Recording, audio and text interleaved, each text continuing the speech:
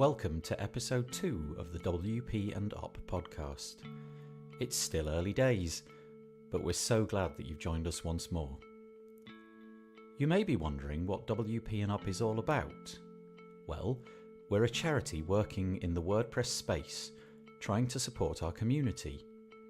Our help is freely available at WP&UP.org, or you can call +44 20 33 22 10 80. This support is available for all sorts of reasons. It might be that you'd like support with your business, your skills, or possibly with your mental or physical health. Whatever the reason might be, please reach out. Often, we don't like to admit to ourselves that we need support. We carry on and hope that things will just go away if we ignore them or just work harder. Admitting to ourselves that we'd like support is one thing, but admitting it to others can be another, greater challenge.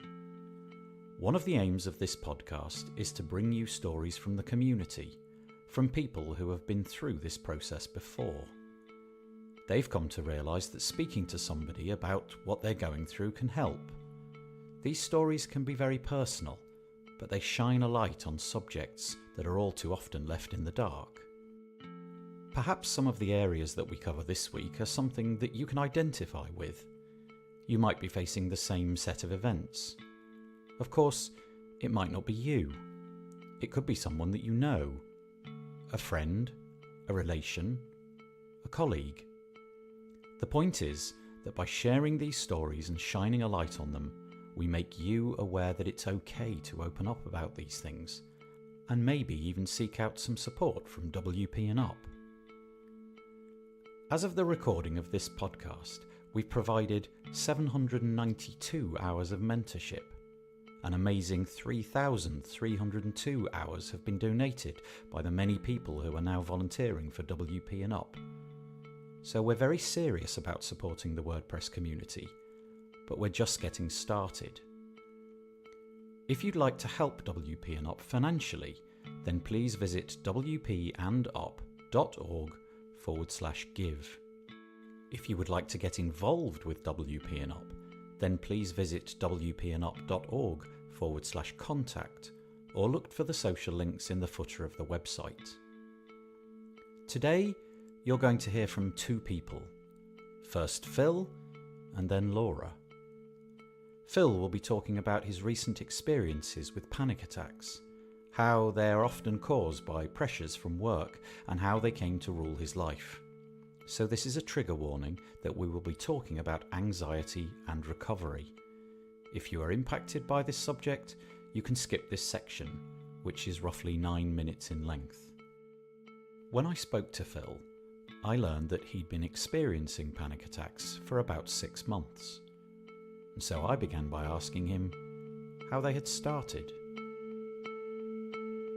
It's been a tough year. It started, I think, in the summer. I run an agency, we're now 7 people, and that was the growth that's really happened in the last sort of year, 18 months. We were much smaller prior to that. We started taking on bigger projects, and there were issues with some of those projects over the summer.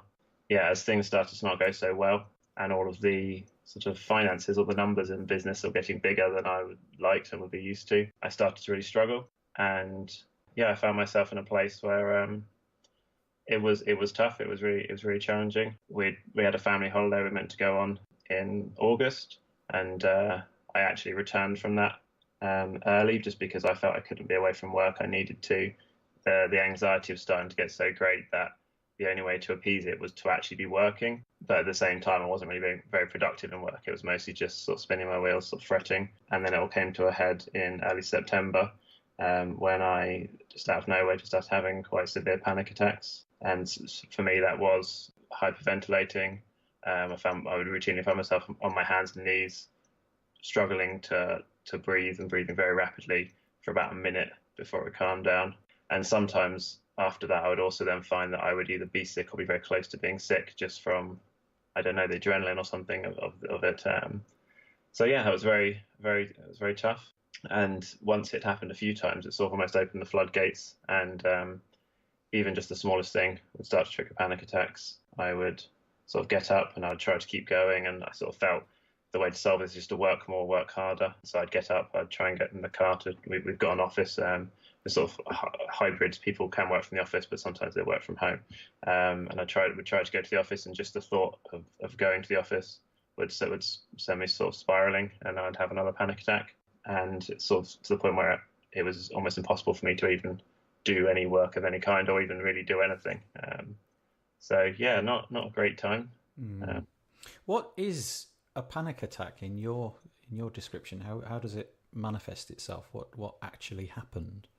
Yeah, so the way what my wife and I we would refer to it as spiraling. And so what would happen was something minor. It was always generally minor would happen. I'd get an email from one of the clients we were having difficulty with, where one of the projects was behind or there was something they were unhappy about.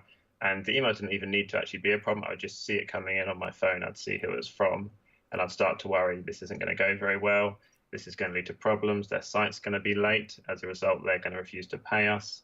We're therefore not going to be able to pay our team. People are going to lose their jobs. The business is going to go under.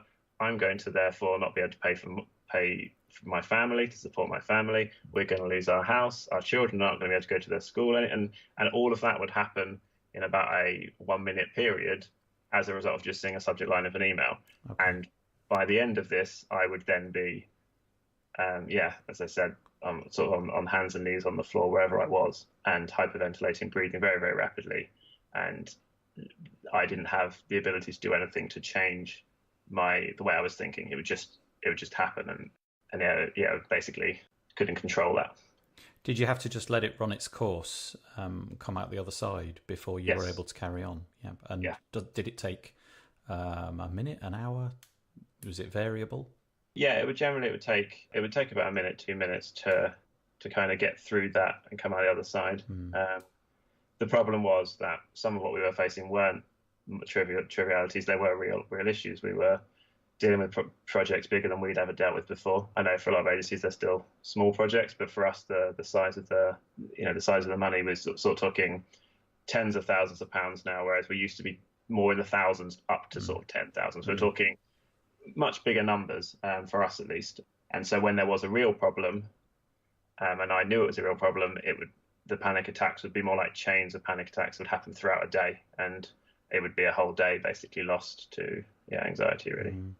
So setting aside the solutions that you might have come up with to make the agency work more efficiently, just concentrating on what you did to help yourself, did you know where to reach out to? Did you get help from a particular source? No, certainly at the beginning I didn't, and I think that's why it managed to get as severe as it did, because although I feel I've got a good support network in my family, in my professional life there wasn't really anyone I knew that I could turn to, and it took me getting to the point where I couldn't do anything that I sort of took a leap of faith, I guess, and reached out to someone I didn't really know but I knew of, and I knew would have, because they run a much bigger agency, would have done some of this, and they pointed me towards WP&UP, and I guess the recovery started there really. Did you, when you've been working with WP&UP, have you been using chat support or speaking to somebody? Yep, no, I was very fortunate that, both of those. So within a few days, I was able to speak to somebody at WP&UP and have I think it ended up being almost like a 2.5 hour Skype call where I was able to just talk about what I was, how I was feeling, what I was dealing with. I can't stress how important that was at the time. It was to be able to just talk to somebody else who was in our industry, who had experienced a lot of the same problems. Everyone's had nightmare clients, things like that. So to be able to speak to people that had experienced that, and just listen and not be judgmental, and actually know that what I had been through is a lot more common than I appreciated. I wasn't broken, and things like that was really significant. And then from there, I've had several calls sort of via Skype, and then also been in the community, sort of chatting with people there, and been able to connect with other people that have had issues more like mine, which have been really helpful. Would you say that you've moved forward with this, that not necessarily that it's behind you, but that you've reached a different place than you were a few months ago? Yeah, 100%. There's still bad days, but nothing like sort of September, October time. And part of that has been down to the skills I've learned through WP&UP and the people I've spoken to there, about things like mindfulness, something I've never really tried before, but just respecting my brain a bit more and thinking about my own thoughts and trying to more deliberately have more positive thoughts and, see how that goes. The way I've started thinking about it is that my brain's like a computer, and occasionally it's just getting too clogged up. And so, mindfulness I quite like, 'cause it's just almost like it's like turning it on and off again, and everything just runs a bit more smoothly. So that I've been doing, these are things that I didn't know to look for, and it's been by talking to other people that have experienced it that have said that and the other one for me has been exercise. I try to get out of the house basically every morning, and for me, I try to run 2 or 3 times a week. If you're having a bad day, it's really hard to then go for a run. So I will force myself to go out of the house and even just walk for 5 minutes around the block just to be like out. And that's helped a lot.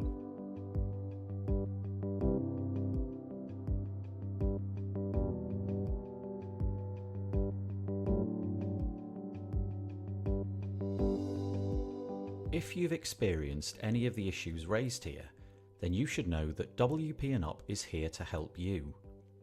Perhaps you know someone who might need some help. We've got a mission to support and promote positive mental health within the WordPress community and beyond. WP&UP recognises that members of the WordPress community can potentially manifest mental health issues from a variety of pressures. The WP&UP Health Hubs are designed to provide holistic support for the individual. Let us help you. Visit wp&up.org or call +44 20 33 22 1080. For WP&UP to carry out its work, we need your support. That could just be listening to this podcast, or perhaps donating your time or money. Individual donations can be made at wp&up.org/give. Sponsorship is also an option, and sponsoring WP&UP is a cool thing to do. You will be supporting this important work that we're undertaking, and you can also be featured on the podcast. Like this. The Press Forward podcast is brought to you today by Green Geeks. Green Geeks offers an awesome managed web hosting platform that's built for speed, security, and scalability while being environmentally friendly. Enjoy a better web hosting experience for your WordPress website, backed by 24/7 expert support. We thank Green Geeks for their support of the Press Forward podcast.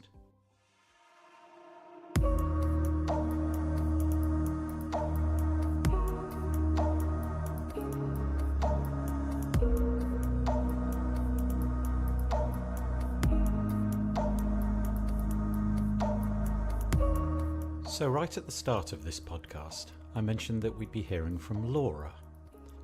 Laura works in the UK for Pragmatic, a large and growing agency. Last year, Laura had to take some time off work. This ended up being longer than she'd anticipated. From Laura's point of view, this created anxiety about whether or not her employers would still view her in the same way when she returned.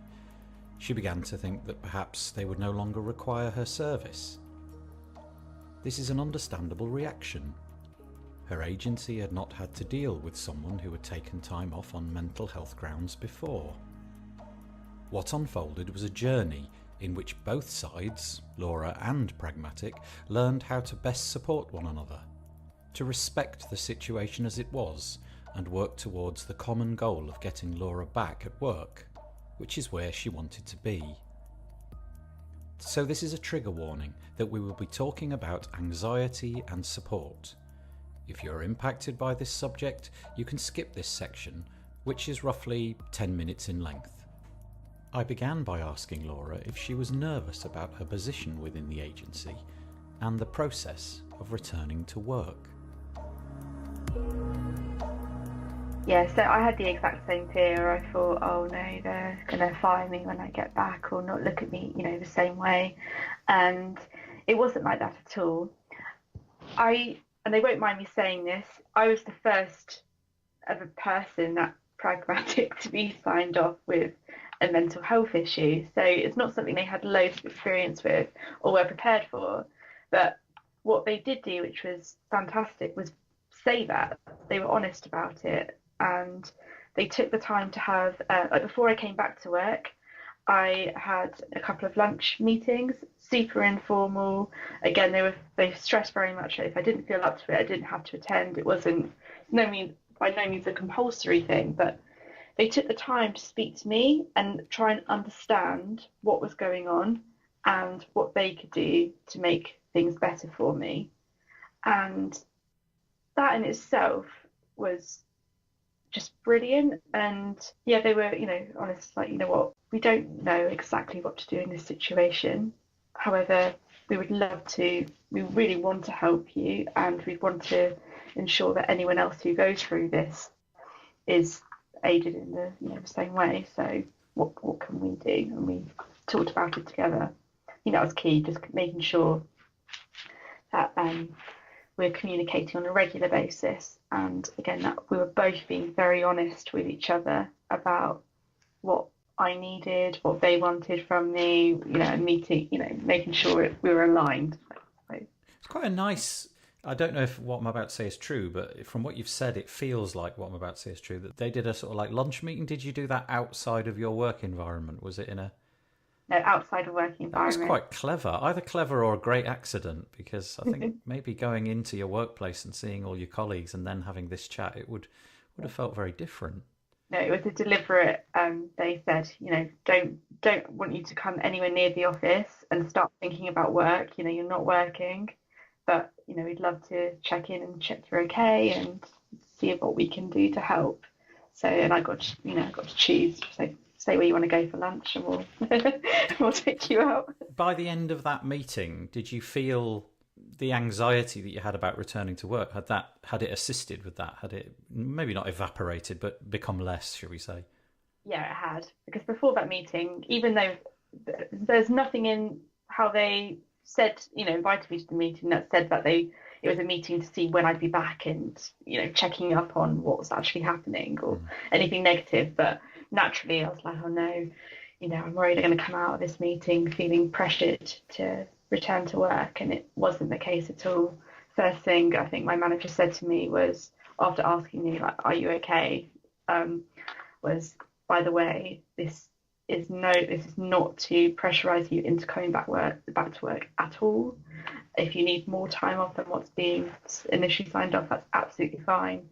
We just want to make sure that when you do come back, when you're ready, it's going to be the right environment for you. So. Presumably, whilst you were away, either your work became frozen in time, or somebody else took up the slack and tried to do what it was that you had on the books. Do you know what happened during your absence? So I've got quite a unique role at Pragmatic. So I'm the only person in the marketing team. My manager is the commercial director, so he has a huge influence in our marketing strategy and what we do, but he doesn't do the day-to-day stuff. So it was pretty much put on hold until I came back, bar a few odd time-sensitive tasks. And when I came back, there wasn't an enormous pressure to catch up. Again, I think I was quite fortunate in that I'm an internal resource for Pragmatic. So I wasn't expected, there's no clients waiting for me to deliver any work. However, if that had been the case, it's unlikely that I'd be on a team on my own, and that would have been dealt with. Anyway, there's plenty of us here to pick stuff up. Did you figure out for yourself that you didn't have to make up for lost time? Because I'm sure that in a lot of businesses and industries, each day that you're off equates to a day that you've somehow got to get back and work extra hard when you return. And you've just said that it felt like those 4 weeks it was okay. You didn't have to suddenly make up for 4 weeks. Was that made explicit to you, or did you just sort of figure that out for yourself because you work in a team of one? No, it was made explicit to me. I think they know what I'm like, and I think I probably mentioned, I was like, I think in that lunch meeting I I said to my manager, I was like, oh, don't worry, I'll figure out a plan to catch up on everything. And he was just like, Laura, will you stop it? He's quite directing me. So it's all okay. And broke it down and he was like, it's just some digital marketing for a digital agency. The world isn't going to end if you don't do it. Wow, It's that's absolutely so fine. thoughtful. Really thoughtful way of dealing with you. That's amazing. The environment that you work in, presumably it's an office, it's got walls and computers and desks and all of that kind of stuff. Has something, since you've experienced all this, as the company kind of come up with a strategy, a policy for you and other people should the same thing happen again? Has it been kind of like confirmed as this is what Pragmatic will endeavour to do? Yes, I worked quite closely with the sort of people operations team when I came back to talk about what I would find useful and therefore what other people might find useful. We already had a flexible working policy in place, but it wasn't as explicit as it is now. So, for example, now, if you want to work from home or from a coffee shop, wherever, you can work wherever you want to, really, at whatever environment suits you. And same with the times that you come into work. I think it's just been better communicated that if you want to come in late, and it's not even late, it's just we've got I think if we can start any time between 8 a.m. and 10 a.m. even, so those are like the sort of core hours until 4 and 5 in the afternoon. But even then, if that doesn't work for you, they're totally open now to discussions around, some people work better in the evenings and we can work in the evenings if we prefer. We've also created a mental health working user group where we discuss different ideas on a monthly basis. Anyone can join. And we talk about ways in which we can make the working environment sort of a more mental health positive place. Things that we've implemented are, I used to find leaving on a Friday, if we're working right to the end of the day on a stressful project or something, and you go home, you've still got, all that stress in your head, and come back in Monday morning, the last thing you remember is just having a really stressful time at work, and it doesn't exactly make you feel enthused about coming back in on a Monday. So now we finish an hour earlier on a Friday. We're all encouraged to get away from our desks. We stand up. There's a few drinks if people want them, some snacks, and we just have a chat about whatever. It doesn't have to be work related. Just to have that downtime, so your end of working week isn't ever ending on a negative or a stressful point. It should be positive. Having a nice time with your co-workers. Yeah. These little meetings that you have and the sort of policies that you've written, are they shared internally, or do you have ambitions, or have you already kind of reached out to other similar organisations and sort of shared your good experiences? They're just internal at the moment, but we absolutely do intend on publishing those so that other people or other agencies can take a look and use some of our ideas, and make it more clear to anyone who's maybe even thinking about joining us that it's a good place. It strikes me that some of the people that might end up listening to this podcast might be people who own an agency. They're growing, they've only got a few staff, and then something like this might come across their path, and having access to that would be great. Yeah. I mean, I don't know if it's the sort of thing that WP&UP try to publish and have a sort of central repository of all that stuff, but it would be really useful. Yeah, I'll speak to the People Ops department. I'm sure they'll have no issues with sharing. I wonder if there's sort of like legislation. I mean, obviously there's certain things that have to be done, but it sounds to me like Pragmatic have been thoroughly amazing. They've gone above and beyond what they had to. I mean, the idea of having a meeting in a cafe or something, and then your boss basically saying, look, just stop worrying about it. That's extraordinary. It's amazing. Yeah, I'm very, very fortunate. And unfortunately, in the past, I've had not so positive experiences with mental health at work. And I think that added a lot to my concern about returning to work after having this time off. When it had happened, it wasn't my first time I've ever been signed off work, in a previous role, I'd been signed off not for as long, only a couple of weeks, but the CEO there used it as a piece of gossip and told everyone I was crazy and mentally unhinged, which was a really horrific thing to happen. You don't think it happens. It does. It definitely added to my anxiety about what happened in 2017. But Pragmatic they were brilliant about it. They continue to be really good. If I'm ever feeling so anxious that I don't want to come into work, they never question me about it. And I've made sure that obviously not everyone has the same manager as me, but I've made sure that that is the key thing for managers to recognise that, you know what, yes, you want to help with all the, you could be asking, what is it that made you feel like that, or like what can we do to stop that happening? But I know why you want to do that. Those are very, you want to bring in some practical actions and find out what's going on. But often when you're in that state, it sometimes can't be that helpful, because then it automatically feels like, oh no, this is a bad thing, and there's this pressure for it to not happen again, and for me to be okay, and all of this, and it's a really tricky one. I'm probably not making it sound very easy for managers, but all you really have to do is listen.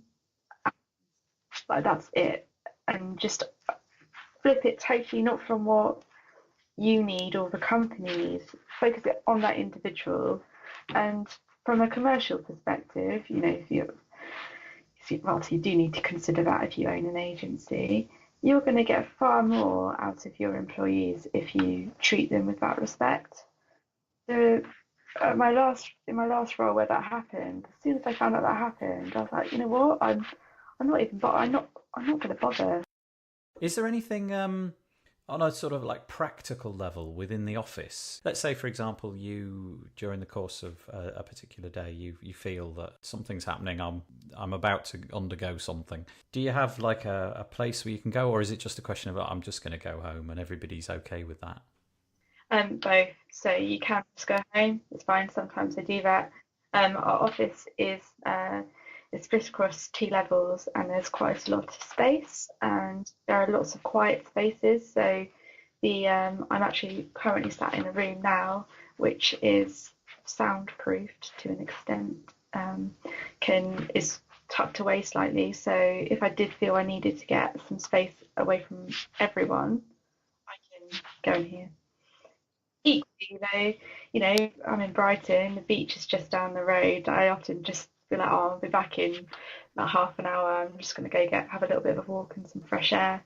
And do you do that? I know for me that I always say that. I say that I do that more than I do that. Yeah, I'm not. I know that everyone, exercise is brilliant for mental health.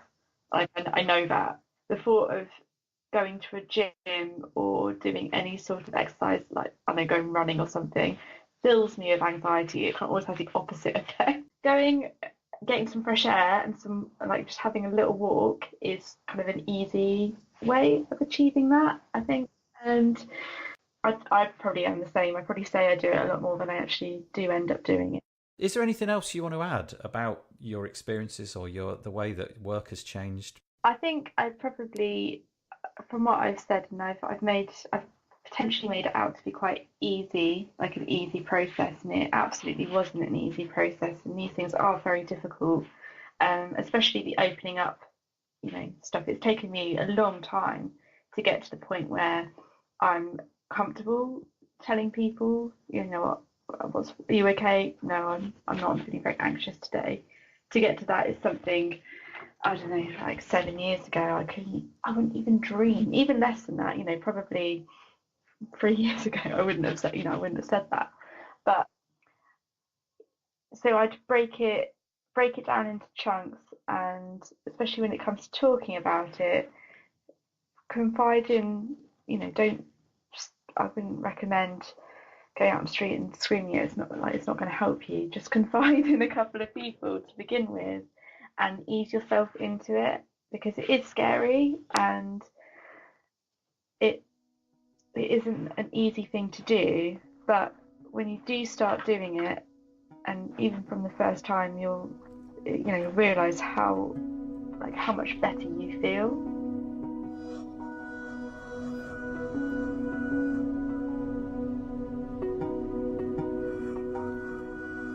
If you've experienced any of the issues raised here, then you should know that WP&UP is here to help you.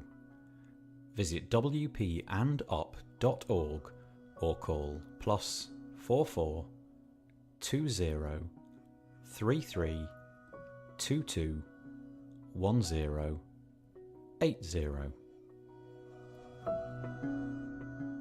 The Press Forward podcast is brought to you today by Green Geeks. Green Geeks offers a specially engineered platform that offers WordPress users web hosting that is designed for the fastest, most secure and scalable hosting available in multiple data centers. Their WordPress hosting makes deploying and managing WordPress websites easy with automatic one-click installs, managed updates, real-time security protection, SSD RAID 10 storage arrays, Power Cacher and expert 24/7 support to make for the best web hosting experience. And we thank Green Geeks for their support of the Press Forward podcast. Right, that's it for this week. Remember that there's help available for you or people that you know over at WP&UP.org. Please spread the word about this podcast. Tell your friends and subscribe on iTunes or your favourite podcast player. So until next time, #PressForward.